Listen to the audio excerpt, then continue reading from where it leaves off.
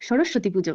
আর আমরাও ঘুরতে যাব না সবাই মিলে, তাও কি হয়? তাই সবাই মিলে রেডি হয়ে দল বেঁধে বেরিয়ে পড়েছি ঘুরতে।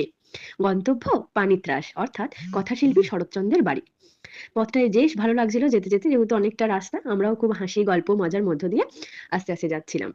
পৌঁছালাম, কিন্তু পৌঁছে একটু হতাশই হলাম। কারণ শরৎচন্দ্রের বাড়ির দরজা ছিল বন্ধ। কারণ আজকে যেহেতু প্রচন্ড ভিড় হবে, অত্যন্ত ভিড় হয় এখানে, তাই আগে থেকেই ওরা দরজাটা বন্ধ করে রেখেছিল। তাই চলে গেলাম রূপনারায়ণ নদীর ধারে। বেশ ভালো লাগছিল, মিথিও বেশ দেখছিল নদী, মজা করছিল মামা মামি পিসি পিসুর সাথে।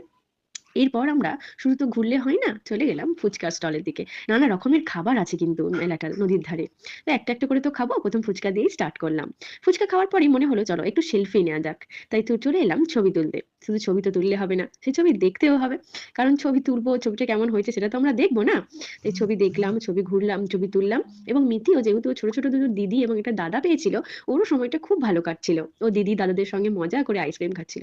আইসক্রিমটা খেলাম কারণ নদীর ধারটা বেশ ভালো লাগছিল, কিন্তু তারপরেও ছিল প্রচন্ড রোদ। এখন আর রোদটা শীতের মতো তো নেওয়া যায় না, যেহেতু একটু গরমের গরমের আভাস এসেছে।